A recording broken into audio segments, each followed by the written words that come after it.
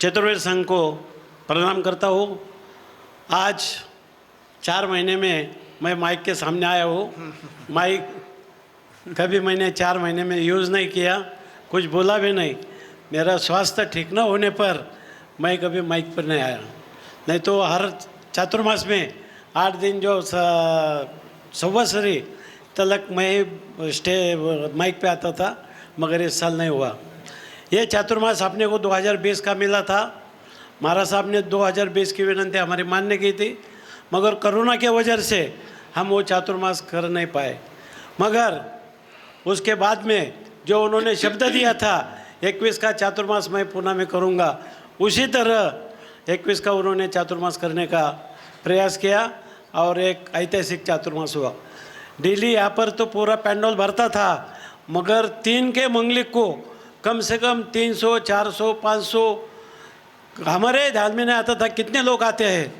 और लोगों का सुख दुख बांटने में तारक ऋषि जी महाराज साहब बहुत मदद करते थे। कई जनों के हमारे यहाँ तो 2 इंस्टेंट खड़े हैं, हमारे महिला अध्यक्ष और सविता ताई कर्नावट और एक 2 ऐसे उनका तकलीफ हो गई थी यहाँ पर, मगर महाराज साहब ने नौकर मंत्र के माध्यम से वो उन्होंने सुदृढ़ किया है। कई लोगों के दुख दूर करने में महाराज साहब का बड़ा सहयोग रहा है। लोग 3 सवा 3 बजे आते थे, 4, 5, 6 बजे तक लोगों का सब निवारण करते थे और फिर गोचरे के लिए जाते थे। सुबह भी लोग आते थे, पूछते थे, उनकी तकलीफ़ें दूर करते थे। ऐसा चातुर्मास बिबेवाड़ी में हुआ। उनको काफ़ी लोगों ने बोला था, महाराज साहब बोल रहे थे कि बाबा ये ऊपर स्थानक है, टेकड़ी पे है, दिन भर में एक भी आदमी आता नहीं है, व्याख्यान को लोग रहते नहीं है, वहाँ मत जाओ। मगर उन्होंने कहा हम जाएंगे, देखेंगे।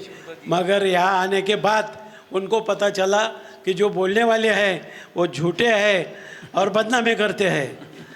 ऐसे लोगों से सावध रहना चाहिए। ठीक है, गुरुदेव का आशीर्वाद था, गुरुदेव जानते हैं कि कहाँ चातुर्मास करना और कहाँ नहीं, तो उन्होंने अपना शब्द निभाया और यह किया।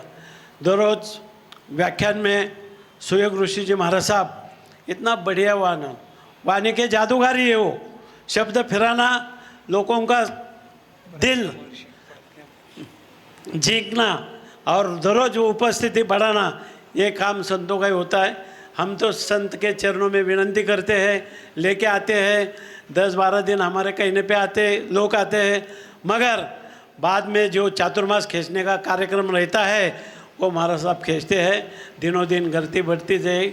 ऐसे महाराज साहब का चातुर्मास होना ये बड़े सौभाग्य की बात है। अगला चातुर्मास उनके नगर में हुआ है, मगर काफ़ी लोग नगर में उनके दर्शन के लिए, 3 के मंदिर के लिए भी यहाँ से जाएंगे। महाराज साहब एकदम सीधे साधे भोले हैं, मगर लोगों का दुख दूर करने का उनमें सामर्थ्य है और करते आए हैं। हम तो आज कल विदाई, परसों विदाई होने वाले हैं।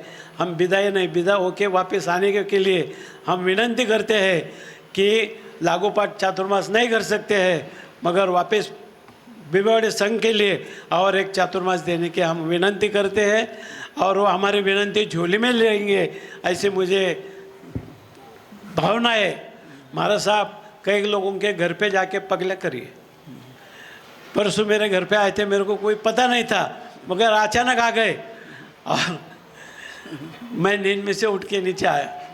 महाराज साहब बोले नहीं, यहाँ एरिया में आए ना, अध्यक्ष के घर पे जाना ही, और वो आए।